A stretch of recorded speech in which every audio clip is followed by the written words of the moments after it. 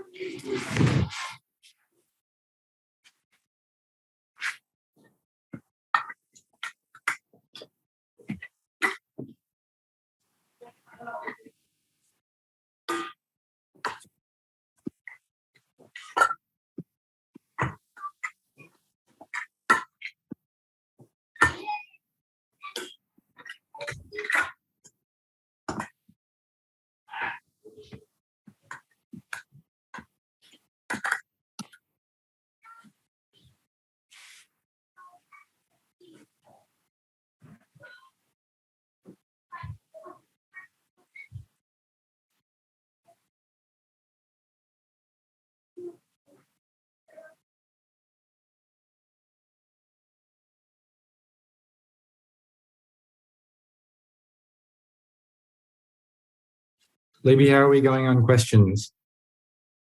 Got lots of responses coming in yet? Sure do. We've got about a 60% participation rate. Excellent. 60% of all of us have gotten on board. A hint, if you can't see question number 3, is to scroll down.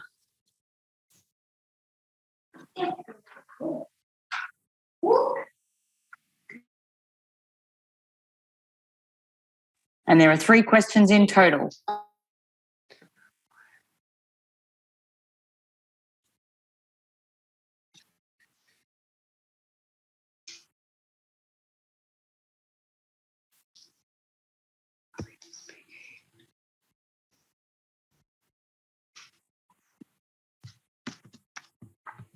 We've still got people trickling in. We might close the poll in a minute, I think.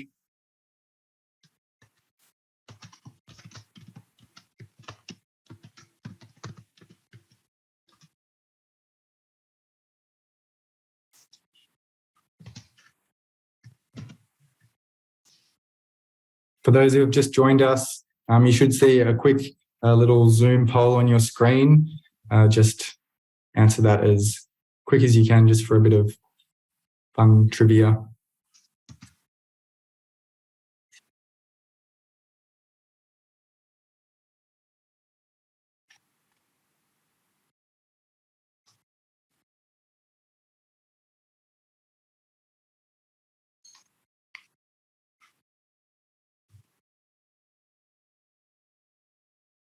Libby, do we want to publish it? Let's do it. Here it comes, guys. Thanks for everyone's participation. Can everyone see the published results? As host, I can't see it, which is a bit annoying. So what I can do is the results have been published. For question number 1, we had 42% that answered A, 0.8%, 25% that answered B, 2.4%, 25% that answered C, 1.7%, and 8% that answered D, which is 0.5%. So the question being, what percentage of Australia's total population are African migrants? What's the answer, Fergus? The answer is 1.7%, or 388,179 people exactly according to the census. So not everyone got that one. Interesting. Our second question, I should do the question first. What is the difference between a migrant and a refugee? A, migrants choose to move and refugees cannot return home safely. B, both terms can be used interchangeably. 3, refugees can only be from countries where there is war. Or 4, migrants are always fleeing from economic hardship, where refugees are fleeing from conflict or persecution. What's the answer, Fergus? The correct answer is refugees cannot return home safely and migrants choose to move. So which one? That was A or B? And the final question on the poll was the number of refugee visas Australia granted in 2020 to 2021 was A, approximately 4,000, B, approximately 8,000, C, approximately 6,000, or D, approximately 10,000, with 50% of our audience choosing C, approximately 6,000. But what is the answer? People know their facts. That's correct. It's approximately 6,000. But just as a comparison, between 2016 and 17, 24,000 refugees visas were granted. So quite a drop since then. But we might hand over now just to kick off the event to Dorothy and Robin, who are going to deliver a joint acknowledgement of country. Thank you.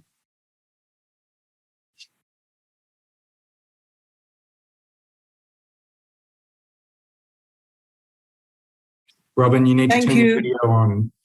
Thank you, Fergus.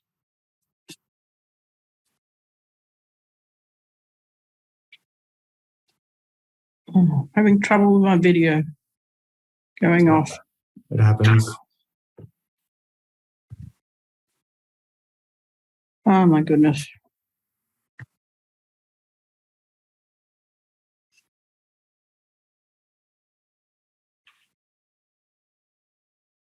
It's not going on. You can't no, unmute. Go on. It's on now. Yeah. Thank you, Fergus. Is it on now? Yes. What you can do, man? Yeah. Go off and go on again. Yeah. Okay. So there's some interference in the background. Yeah. Thank you, Fergus, and thank you to everybody. Can you hear me? We live on the lands of the Greater Sydney Basin. Some of us live there, and others of us live in different parts of this wonderful country. We gather today on the land of the Gadigal people of the Eora Nation, where members, elders, and their forebears have been custodians for tens and thousands of years. We acknowledge and honour the traditional custodians from many, many parts of this country and from other countries as well, where First Nations people. In the First Nations, we recognise the longest living cultures on earth and the people's continuing connection to these lands, waters and culture. We pay our respect to their elders, past, present and future, and we stand with First Nations sisters and brothers committed to working for equality and justice for all Aboriginal and Torres Strait Island people of this land. I would like now to introduce to you Dorothy Mushapa, who is one wonderful example of amplifying the impact of our acknowledgement of First Nation peoples, both here in Australia and around the world. Dorothy. I am a Soli woman of Chieftainess Nkomesha, of the Chiefdom of Nkomesha in Lusaka, Zambia. I currently live in Sydney on the land of the Bijigo people of the Eora Nation. I came out to Australia in 1997 for a year to find myself, so to say. I was struck by the mention of the different totems, clans, kinships, just like home. From my father's side, I am of the lion totem. From my mother's side, the vegetative, millet, and also the due Msamba Chime. 16 years ago, I was introduced to a Birupai woman, an elder living in Sydney. I have since journeyed with her on various occasions, learning more and realizing the oneness of our journeys, of our people. 6 years ago, I was invited through two of my friends who are here, Lucy and Robin, to Tari. And there, another Birupai woman invited me to walk the land with her, upon which she sent me with a message saying, that which you are looking for here, go back to your people. Go and sit with the elders. They'll show you the sacred places and the sacred knowledge that you must carry. I have since journeyed with our senior chieftains in Commissioner on the various trips that I have made, learning more. And this has been a life-changing experience for me as I continue to journey with the First Nation. And I'm honored to say that the organization that I work for, we acknowledge and are journeying with a statement supporting the people, the First Nations here. Thank you. Thank you, Dorothy. Dorothy's story, as she's saying, it was life-changing for her. As I've heard Dorothy tell the story many times, and Kieran and I were with her when this happened. Although we didn't walk with her, we were at a distance. It was also life-changing for us. And I would like to just say that Dorothy's brief story is a highly important one for all of us, as we learn from and walk together with the First Nations peoples of all nations towards a fair and just world. We believe passionately that the voice of the First Nations people is indeed a voice for the land and its waters. The question in front of all of us is, will you encourage all Australians, all peoples, to walk together to achieve justice for all? Thank you, everyone. Thank you, Robin and Dorothy, for that very moving and considered acknowledgement. To everyone in the audience, if you'd like to drop in the chat box which Indigenous land you're zooming in from today, please do. For me, I'm in Cambodia.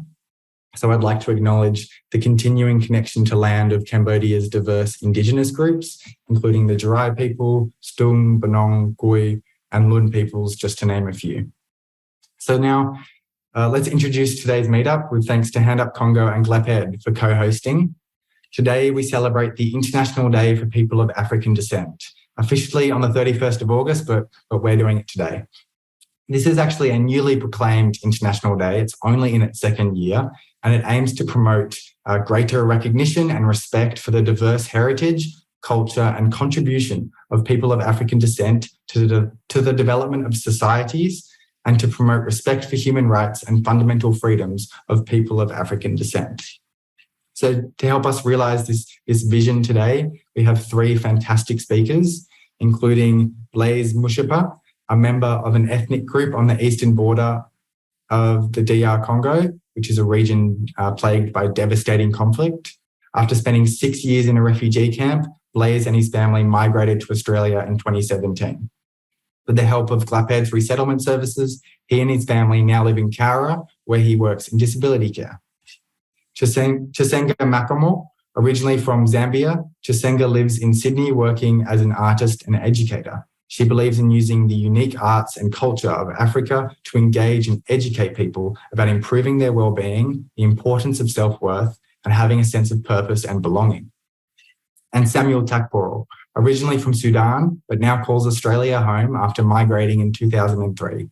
Samuel has made many contributions to his Muru community, facilitating family conflict resolutions, social development projects, and providing leadership to young people in prison. So now let's get started with some questions. And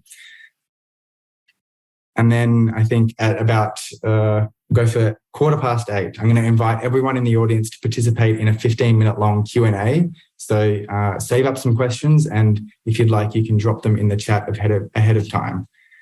But let's start with Samuel. Samuel, how did you come to Australia? What's your story there? Thank you guys for having us here. It's a great opportunity to join you guys. Can you guys hear me? Fantastic. Yeah, my name is Samuel Tokparo. Coming to Australia is a long story, but just to sum it up, I've actually moved. We escaped Sudan back in early 1998 to Egypt, and then we spent a few years there, and then we moved into Australia from Egypt back in 2003.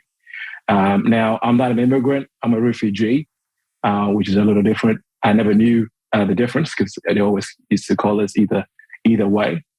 So that's how I came to Australia. We came with a family of 9 of us here. So it's a big family. We moved first to Brisbane for a few years, about 10 years. Then I moved into Sydney, for work. And then once I got married over there as well, back in 2014. Thank you. Thank you, Samuel. Chisenga, can I ask the same question to you? How did you come to Australia?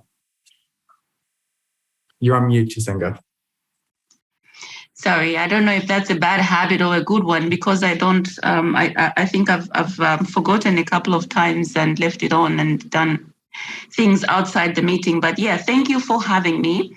My name is Chisenga Makomo, and I'm from Zambia, as Fergus said. And I arrived in Australia about almost 20 years ago. And I came as a migrant, so I came by choice. And I was only meant to be here for a little while. I came to study. I came as a student. I was meant to go back after I finished studies. So the reason I came to Australia was because I wanted to get a postgraduate degree. In Zambia, we only, at the time I left, was we only had one university, one which was split in 2. So it was very competitive and was very hard to get a tertiary or postgraduate degree. So I decided to go overseas. The lady I was working with, her name is Sheridan. She was from here. She was from Geelong. I was working at UNICEF at the time, and she suggested that I come to Australia. So that's how I got to hear about Australia. And I knew nobody in Sydney, and I just decided I was going to come to Sydney. So yeah, 20 years ago, I was on my own. I didn't know anybody in Sydney. All I did was I paid for accommodation for about 4 months. I paid for my university, and I just knew I have to make it work. I didn't know what was going to come after that. And my experience was probably something that I should have thought about as I go. But when you're young, you don't think through these things and you just go. It was very lonely when I came here, and I got really homesick for a very long time. But because I was really determined, I wanted my son to come and join me, and I worked very hard to make sure that I got him. So about 9 months later, I got my son to come as well from Zambia. And financially, it was really, really hard. But I did work. So I worked, I think, about 3 jobs. I was working 3 jobs, trying to pay for my son as an international student myself, and my son as an international student as well. So we paid quite a lot of money, and I worked hard. But I wanted something different, and I wanted something better. And through the process of getting educated, I think I decided that I wanted my son to have a little bit better than I had, and I decided to stay. So I was working towards living in Australia at that time. And then I got my residency through my work. At that time, it was really easy to get work, permanent residency through work. So that was quite easy, or easier, not very easy. But so that's what happened for me. I got my education, got my residency, and my son and I settled, and we started paying lesser fees. So financially, it was a bit of lesser weight. But emotionally, it was quite the toll because I didn't have any family support. I didn't have everything that I had back home, I left. And I think that the main thing that I struggled with was the emotional side of things and having the connection and family support. And that wasn't very easy for me. And I think I did go through a lot of depressive moments, although I didn't know what that was at the time because I just knew it was struggle, but I didn't know what it was. It was later in the year that I came to understand what depression and mental health was. And I'll talk a little bit more about that. But for now, I just want to say I came as a migrant and I brought my son. I packed up in a suitcase and I just sort of learned to survive in Australia the first couple of years.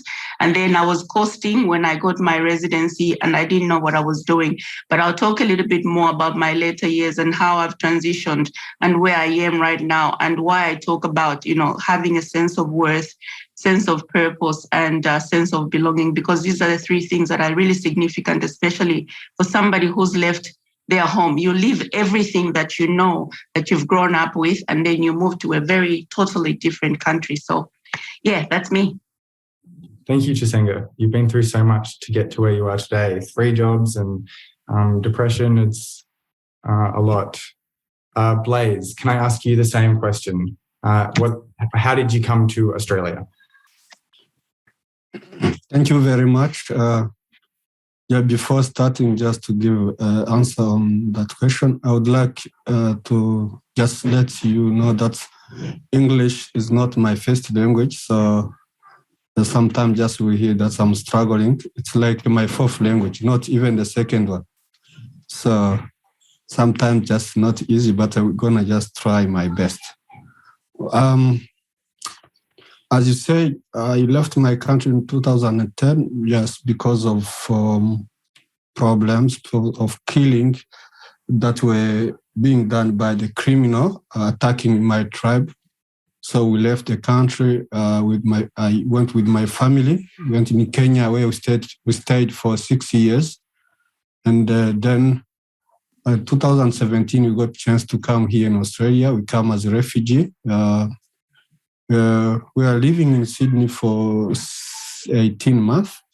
And then we decided to move. And now we are at a place called Cowra. It's in a region 4 hours from Sydney.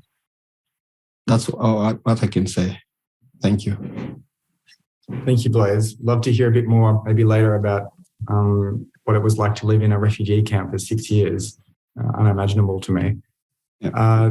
Next question. Let's go back to Samuel. What experience did you have settling in Australia? What surprised you, challenges? What did you like most about the country? Over to you. Oh, right. That's a very interesting question because everything was a surprise to me. Not in a major way, but you got to understand I'm someone who came from a third world country.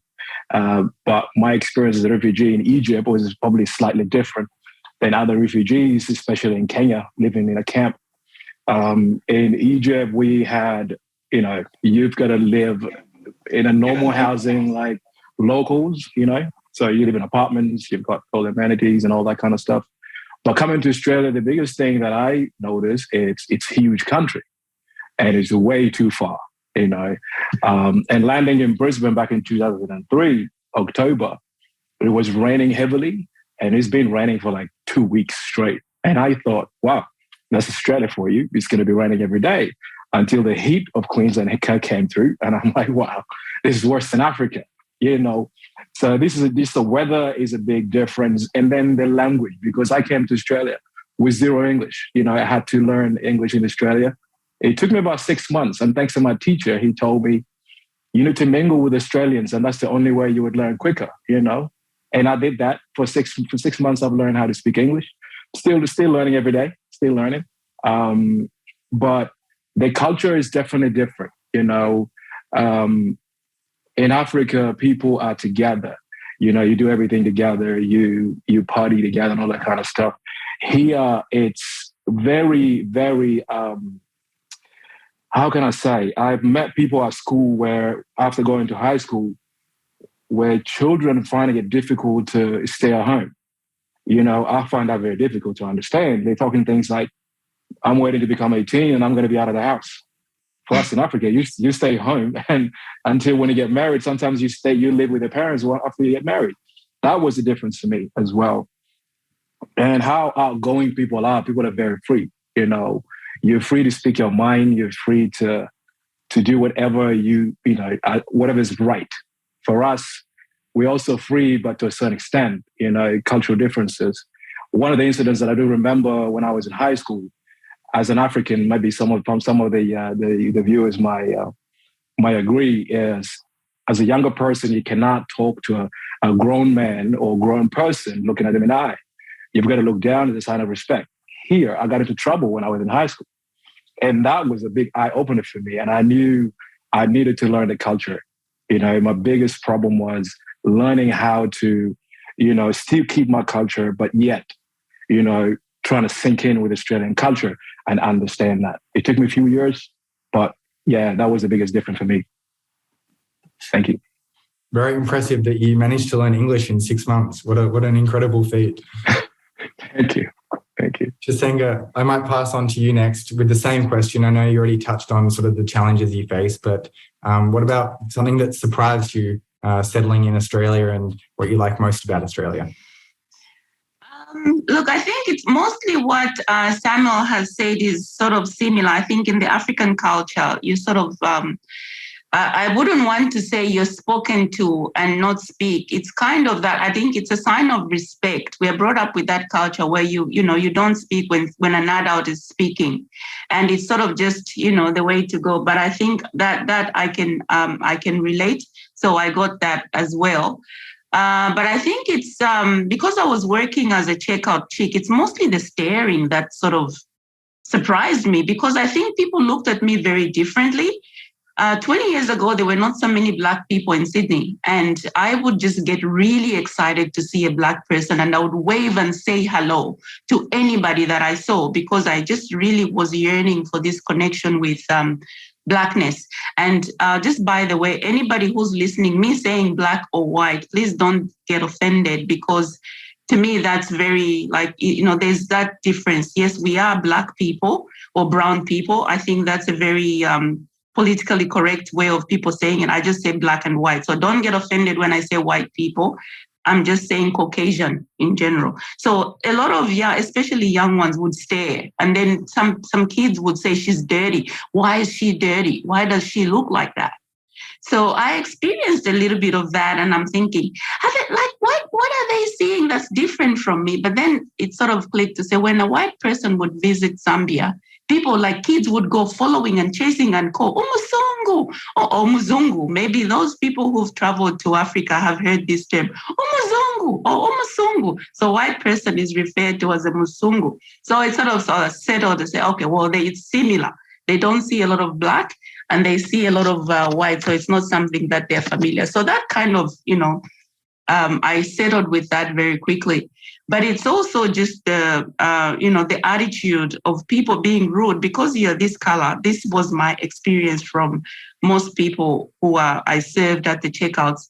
Because you're Black, you don't understand. They just anticipate or assume that you don't know anything. You don't know what you're doing. You can't speak English. When they speak to you, you don't understand, or they're either talking on top of their voice and saying things out loud to make sure that, do you understand what I'm saying?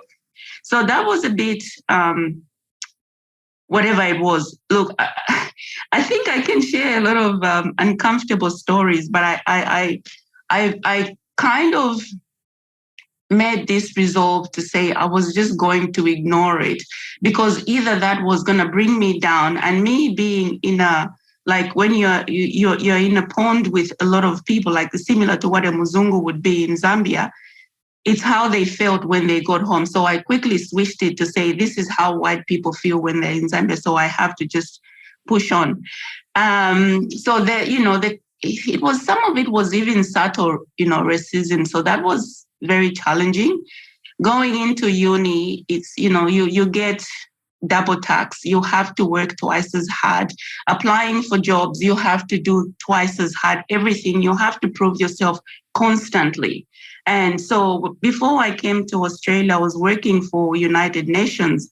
And I don't know how much more I needed to prove myself with academically, professionally. And so I had to drop everything and start from zero. That's how I ended up at the checkouts, because my qualification wasn't good enough for Australia, which was really, really depressing. So this is, these are the moments when I felt quite depressed, because I thought I'm working for, UNICEF and I'm doing really well. So when I go to Australia, obviously I'm going to be considered as somebody who's a professional, but it didn't matter where I came from because of what I look like, where I'm coming from. I had to start from zero. So I started from the checkouts and I was okay with that. So that was my experience when I came into Australia, and it was very cold in winter. Very, very cold. Thank you, Chisenga, for sharing that. Blaise, have you had a similar experience learning to live in Australia? Yes, of course. I think almost as just we faced the same problem. I can say like language for the people who are coming from the country which has like French or just or Swahili. So it was very hard for us just to be just integrated in the family, where you have everywhere you need to go, you need interpreter, any appointment, which was very, very hard for us. And, without communication, it's very hard. Just sometimes just you feel like you are not confident with what just you want to do, because just can't explain well what just you want to say. It's not only this, even the culture. So I was surprised just to see the people where just say hi, they can't just do shake hand, they can't shake the hand. So it was like something new. Also, I was thinking maybe it's gonna be hard just to live in this country, because the system, even the culture was very difficult. The system too was like changing from Africa to Australia. Sometimes just looks like very hard just to go into the system. But even just like food also, just to find African food, you need to travel like 4 hours or 5 hours just to find African food, which was very expensive. So the challenge are very just many. Yes. Thank you very much. Thanks, Blaise. I have to say, in the city of Sydney, you don't often stumble across lots of African restaurants, unfortunately. It needs to be more. Let's go back to you, Samuel, and talk more about what you're doing now. So what type of work do you do now, and how did that come about? Yeah, I'm an IT professional right now. I'm an ICT technical support engineer for John Holland Group. I think you guys probably heard of John Holland, big construction firm. That came about in a very similar story as my colleague there. So I was doing 2 jobs, at the time, working from factories, working in constructions, to support my family and support myself. Good luck for me. My fees are paid for by the government as a HEX fees, which was, it made a huge difference. And also going to TAFE at the same time is studying computer networking, and that's where I met Phil from Rotary, after we finished that. And then we had the opportunity to go to Vanuatu and do a work experience. And that was the first time I've ever done IT as a professional, if you may say. After coming from Vanuatu, I've applied to so many jobs. I've landed one, or I thought I did at the time. So in IT world, you go through different phases of interviews before getting a job. One is technical. You got to prove that you can do it. Second, you do a Zoom meeting where they ask you questions in terms of customer service, how you apply things and all that kind of stuff. I passed all the technical, and I got an email, which was very good, by this recruiter. And he said to me, "You're one of the best that actually did the technical, from out of the people that we actually had applied so far. So now I'm very comfortable to tell you that you will get a job." So next week, we're going to do the Zoom meeting. So, all right, I got myself ready for the Zoom meeting. We got into it. As soon as I turned my video camera on, you could see what this term is. What is this term? A pin drop, because the name that I had on my resume, I used my first name and middle name. And there is a reason why I did that. It feels like every time I use my last name, Tokpara, it associates to an African descendant, and that I know now it makes a difference. It depends on where you land. But so I started using Samuel Beston. Samuel Beston, it sounds Western. And, then you get selected based on what you've got in there. So when the guy saw me on the video, he literally told me, turn off the camera, let's have a chat. The first question he asked me, have you ever worked in a corporate company before? And I said, no, sir. And he said, I'm going to be blunt and I'll be honest to you. Stop looking for IT professional work because you will not get it. Based on the way you look and based on your background. Now, you gotta understand, I love IT. I love computers. And at the time in my house, I had about 21 computers. And some of them are open. I just do different labs and different testing and all that kind of stuff. When I had that, it did something to me where I realized Australia is not going to accept me. If this is how it's going to be, I've turned up all the computers, packed it up, sealed it away. And I said, let me just go by working in factories and, and make a living that way because that's where I'm accepted. But then I'm a believer, I'm a Christian and I prayed a lot for strength and understanding. And one thing that I got out of my prayers after 21 days, and I call it a prayer of Daniel, is that a voice told me, do not let one person's opinion determine your future. After that point, I started applying 50 jobs a day. I will apply to anything that comes close to what I think I can do.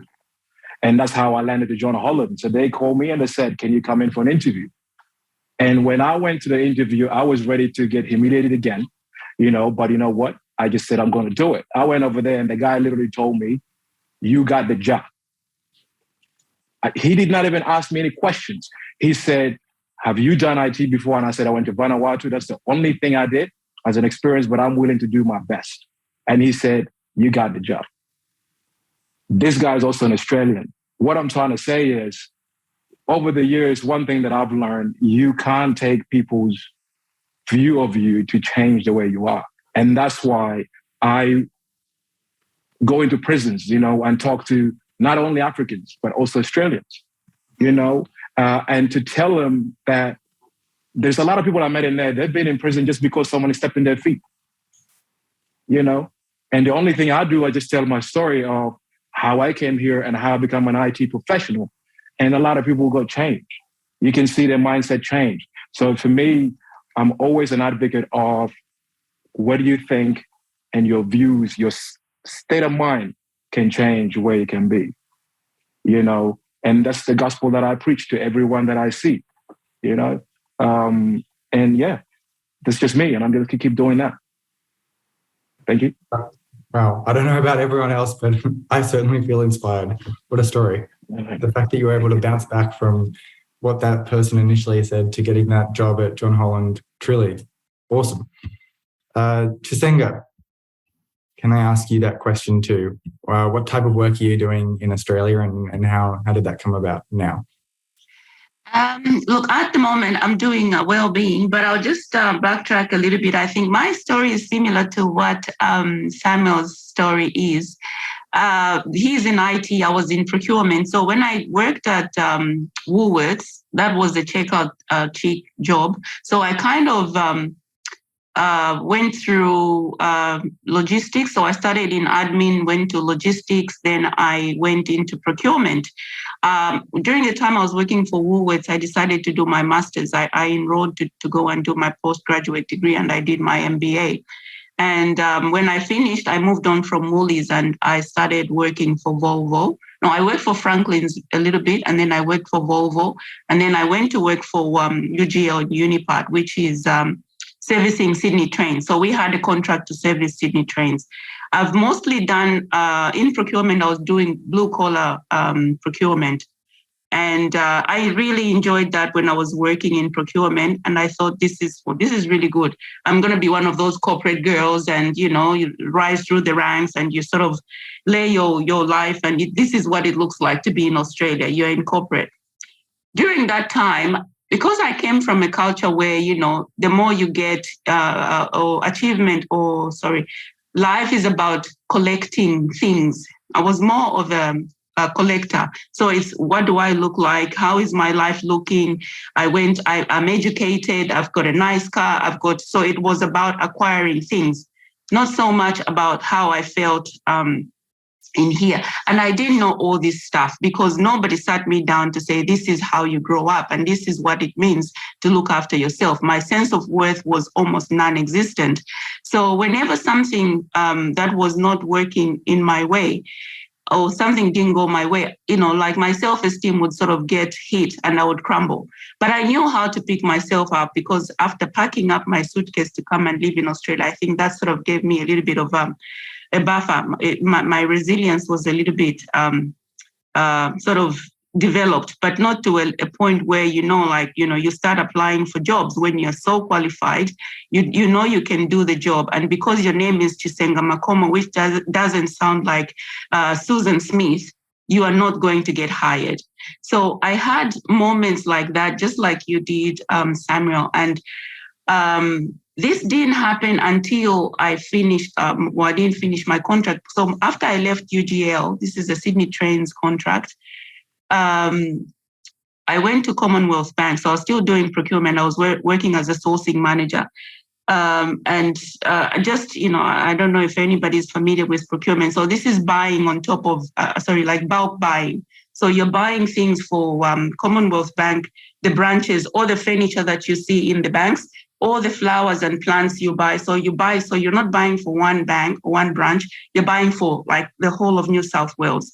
So I was doing that bulk buying, and it involved a lot of traveling as well. So I was traveling a lot. Life was good. I was working in an environment that I thought, this is perfect. They have the CBA branch. They just opened that one at Darling Harbour. And I thought, this is exactly where I'm supposed to be. I prayed for that job and I wanted to be there. 3 months into the job, they say, we are moving this procurement role back to the main procurement role, so you're not required. My contract was meant to be for a year. This was my perfect job. I was making the money that I wanted to be making. I was living the life that I wanted to be living. And I said, this is why I left Zambia, because this is why I came to study. And it was all good. And then it was gone. It was gone. So that was really, really, really hard for me.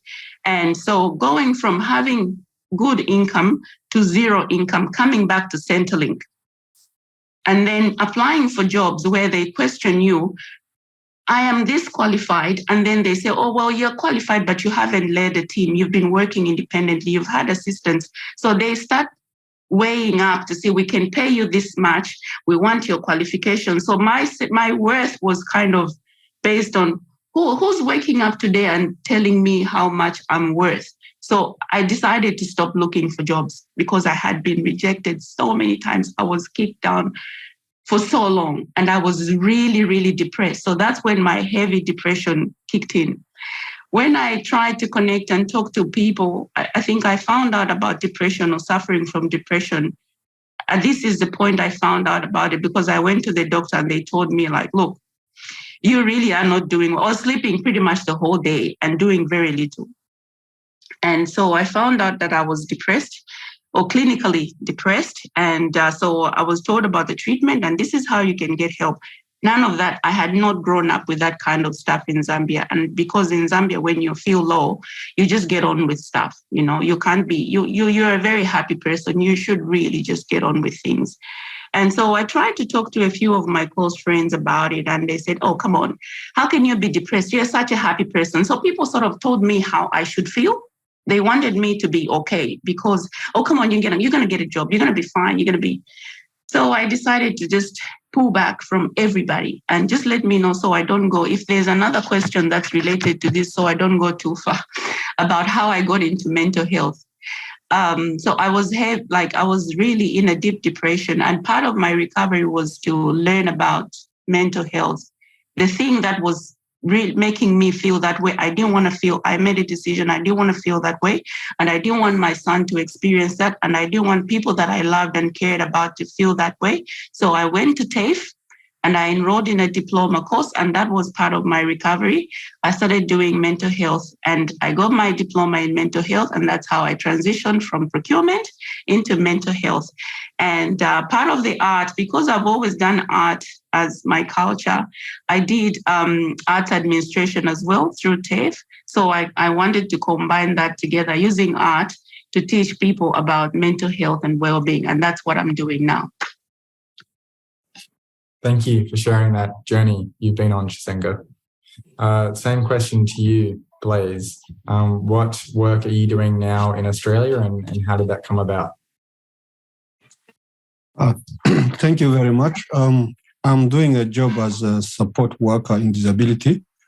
But before starting this, when, as I told you, just was living in Sydney and I decided to move, was in 2019. But before I got a job just in a farm. As I told, just the people who have a problem of language, sometimes just they don't have any choice of job. So because of communication, just you have to do any kind of job that just which is available. So we moved just in this area after having just found just a job in dairy. We were milking cows. So I started that job in 2018 in December, and then my family moved in January 2019. So after a few months, I started just doing a course, certificate 3 in disability, and after having that certificate, that's when just I started applying just a job in disability because. Where I was doing a job in farm, just a got back problem. So I decided just to leave the place because it was very hard and it's bending job, physical job. So the doctor advised me just to leave the area and just finding just the easy jobs. That's when just I started just learning, get certificate, applied for the job. That's what just I'm doing almost for 3 years. I'm just doing a few days. I'm trying to apply different places just to get more hours, while I'm just helping Barbara to do a few hours just as a volunteer. She's doing some good job just for helping kids, Pygmies kids in Congo. So I'm trying just to combine all those things. Thank you very much. Thank you, Blaise, for sharing. Look, I promised 5:15 opening it up to Q&A. So please send through any questions that you have. A bit more about how this will work though. So you can put questions in the chat and I can ask it on your behalf, or you can raise your virtual hand in Zoom and I'll ask you to unmute yourself and you can ask the question yourself. But if you don't know how to do a virtual hand in Zoom, a physical hand will suffice. But please be mindful of the fact that Blaise's second language is English. So if you could keep your questions brief and simple, that would be much appreciated. And I think that's a good practice for all speakers, in fact. Specifically for your question to Blaise, if you might want to choose to put it in the chat first and indicate if you'd like to ask that question yourself. There is a few questions already. Libby's asked a great one, but I want to sneak in a first question to Samuel. I couldn't end this meetup without asking you more about your work with youth in prisons and facilitating family conflict resolutions and all that great stuff. Please tell us more. Yeah, well, I'll start with the prison one because that's the one that I love the most, even though COVID came through and it stopped us doing that. But hopefully we get back to it again. With prison work, that is actually started through church. It's called Cowra's ministry. What we do is we go in there and literally just listen to inmates, talk to them in terms of what his life is like in there, and you will be assigned an individual, and then you'll be mentoring that person, if it may say. And the things that I do is normally ask questions as to why they're there. And I don't want to tell me like they kill somebody, no, but how come they end up here, you know? And 9 out of 10 people in prison is because of anger issues. They have unresolved issues. They seem to blame parents a lot, seems to blame everything but themselves. You know, this is one of the things that I noticed while doing that kind of work. And I try to explain to them, if you think life is hard, you might want to take a trip to Africa and see what life is over there. You know, I try to give them things they can understand and they can relate. I say, for someone like myself, I come from a place where I appreciate having a toilet at home. You know, I appreciate having a fridge where you can open the fridge and there is food in there. You know, where I come from, sometimes there is no food because of the war. You know, and when you start talking like this to these people, they tend to listen and tend to reflect on what I could have done different if I heard you, you know, before doing what I did. And there was one individual that I can't forget. He spent close to 30 years in prison. And he literally told me, where were you 30 years ago? And my answer was, I was a little kid running in Africa, you know, you know, but it's very humbling because they think that I should be the one who is not doing well at all, you know, but to me, a struggle makes you or break you. And in my case, and many of us out here, it did make us. And every day is a struggle for an African descent, every single day. Whether by looking at you, whether by screaming at you, whether by pulling up beside you on a car and calling you all kind of names. But I use those sort of things as a fuel to better myself and become a better person. You know, I don't take offense anymore. As a matter of fact, I sometimes drive around, if I don't hear it, I'll be like, what's going on today? You know, I need it because I need that energy. I use it as a fuel to drive a better person. And in prison, when I talk to this youth and I say, you have everything you need to succeed, but you just choose not to do the right thing. And it's not your fault. It's because the way you grew up, you never had anybody who can give you a good template. You know, you don't see African come over here and just blow away things. Yeah, we do have a few, even though the media try to make it look like we're all like that, but there's only a small number of Africans that actually lose track. The majority of us do still remember where we come from and try to make the best out of what we have. And to be able to transmit that to Australians who don't see the value of what they have, it's a great thing, you know. And that's why I love this sort of work, is to meet with people and tell them my story and hopefully change the perspective. And they can see us as one and they can see the opportunities they have and make better choices. Thank you. Thanks, Samuel. You've all had to overcome so much adversities, and it's something that for me as a white male, I can't truly appreciate. You know, I've lived such a privileged life in that sense.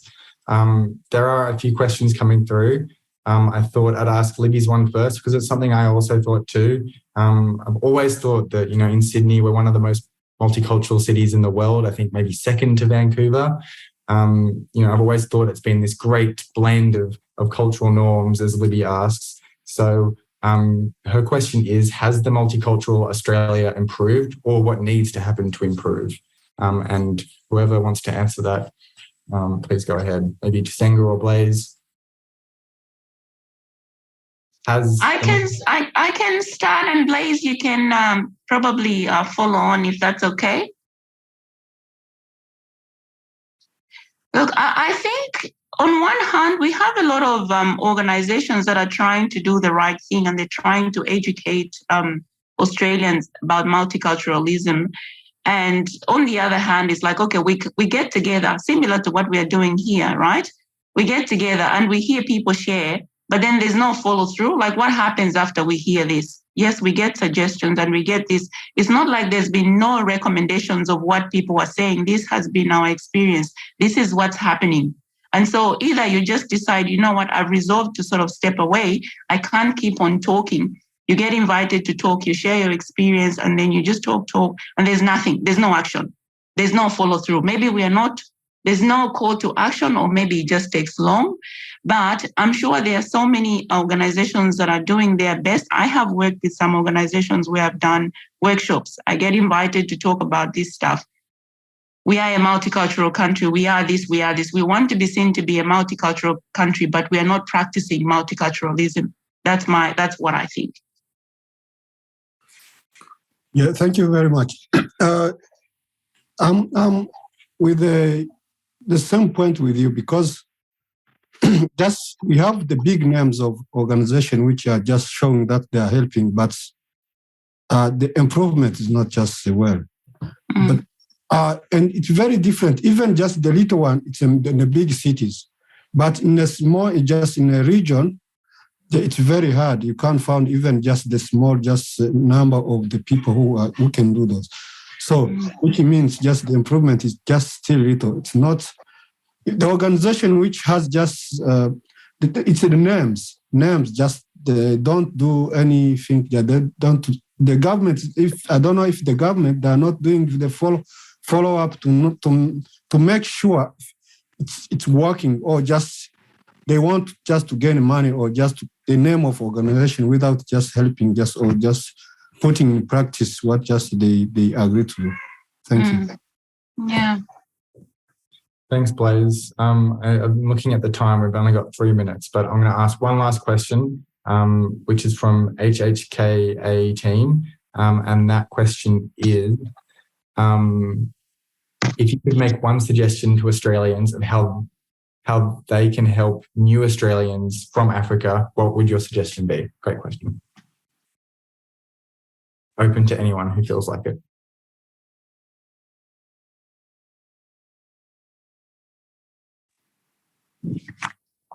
You want? Okay, I'll start. I'll make it brief. I think the way I see it, and I'm speaking this from my experience, people who have come as refugees, they come through, they go through a lot of trauma. I think it's sort of getting it, it's more like orientation. I don't know like how to say it, sort of settlement course. This is what to expect when you get to Australia, because where they're coming from, a lot of them have got, especially those who have dealt with war, it's like you have dealt with so much hardship. And then when you come here, it's like you have to check everything, like what's in it for you. You know, if somebody comes to you and shows you compassion, or if they don't show you compassion, you're going to react. So it's more of onboarding should be a little bit more extended, not just here is Australia, welcome to Australia, we've got you a house over here, you're on your own. You sort of help people transition through the process. So you like have them do like a course. I like to call it a course. So you have weekly meetups. So you are checking in on them and making sure if there's anything that's going on, you sort of walk them through the welcome, especially refugees. For migrants, it's a little bit different because we are coming here by choice, but it's even it's just as hard emotionally because we are disconnected from what we know and family. But I think it's better to have organizations that sort of walk people through. This is your journey through Australia. Welcome, not babysitting, but welcome to Australia. And this is what to this is how we live. Show us your way and let's meet together. Let's meet halfway. I don't know if that makes sense. I hope it does. I agree with you. I've just got one more there. That's definitely one of them. But the biggest thing that I see is that you're brought here and the Australians expect you to be normal, which nothing about this is normal, But the other suggestion I do have is we should be able to educate the school kids about other countries, They need to be made aware of that, that, there is people like this and like that. Because I went to high school here.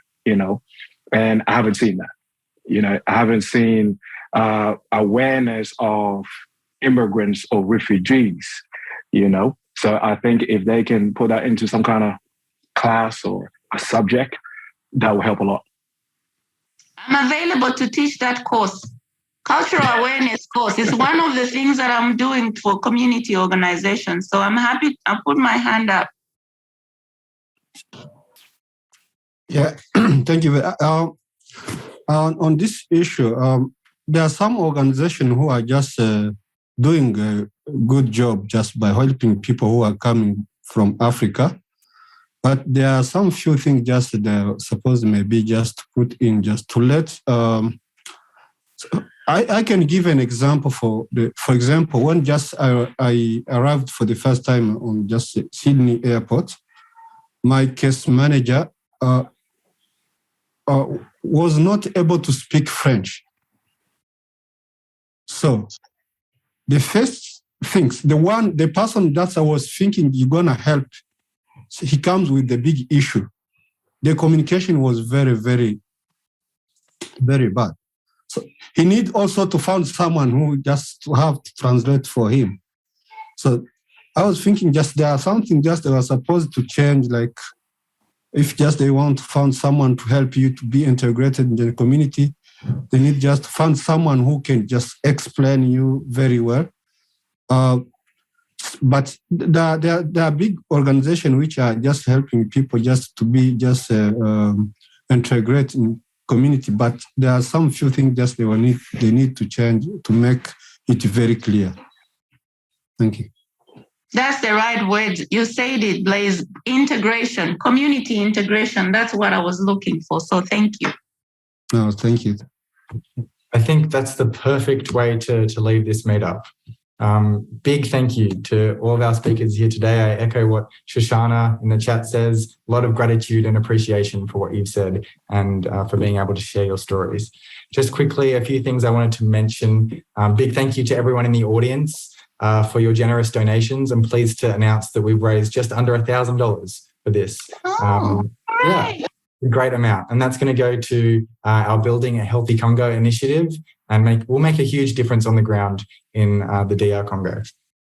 Also, as part of our call to action to you today, I know you've already probably learned a lot as I have today, but you can always learn more and know more and share what you now know with others. It makes a difference. It really does. And also seeking opportunities to promote diversity and inclusiveness in your local community. Finally, last thing is that I wanted to mention the HandUp Congo team will be embarking on a journey to the Congo in January, myself included, which I'm very excited for. So please, if you aren't already following us on Facebook, do so and subscribe to the newsletter on our website so that you can all become armchair travelers. Again, thank you to our speakers, and I'll leave this Zoom open for a few more minutes, but feel free to leave. Thank you. And clap. I think a clap is well deserved. You can unmute if you want. Thank you. Thank you. And anyone who wants my contact, they can contact you guys, because I think I saw a few requests there, but yeah. Hang on. I'll put mine in. Find me here. And sorry, that's wrong. That's the wrong one. Let me type it again. I can't even type. That looks like a password. No. That's my social. That's my Facebook page, Instagram, and social media. And I just want to say I'm starting a course. So what I want, I think we had a question about what work are you doing in Australia? Just as people are leaving, it doesn't matter who's there. It's just, for me, I've kind of worked out that when you do things haphazardly, it doesn't stick. So what I'm trying to help people is learn these fundamental skills of how you can actually build your resilience, because people talk about, resilience, build your resilience, do this. So if you're doing things haphazardly, it's very hard to be, to have that overall sense of well-being. So I've put a course together so that we can walk through step by step, and each week you pick one skill that you want to learn, or what you want to, the thing that you struggle with most, so that you can have that feel of what it's like to feel like you have an overall sense of meaning, having your sense of purpose or sense of worth and belonging. So that's what I'm doing at the moment. And that's my contribution to the Australian community. And I'm using the African art and culture to incorporate that in my work. So I use the head wraps, which is just part of, something that you can use as engagement. I also use journals, and I use African print, and I use lampshades, just something that, a message of hope. When Samuel was talking about teaching a message of hope, for me, I use a lampshade. So whenever you look at a lampshade, we do workshops to make lampshades. You create your own lampshade, and that should have the meaning of hope. What are you hoping for in your life? So those are just some of the things that are coming in my course, and you can find more information on my socials. Vitenge, that's the Facebook page. Before going to, I would like just to say thank you for inviting to us here. And I would like just to shortly, in 1 minute, to let you know that we are supporting Barbara, who is supporting just Pygmy Child Care, the Pygmies children. He's feeding more than 135 kids per day. There are Pygmies who live just in the forest. She started just doing this good job just in more than 10 years. So anyone just who wants maybe to contact us, our address and our contacts, the website, I think they shared there. So we are happy for anyone who can just help or who can support her. Thank you very much. Thank you. Thank you.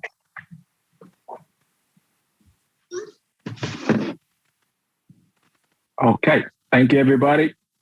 Like I said before, I do love speaking to people, and I do love to help youth especially. So if you have any group that you need someone to talk to, feel free to contact me on the link on the email or contact direct. I'm more than happy to assist. Thank you. Thank you very much. Thank you.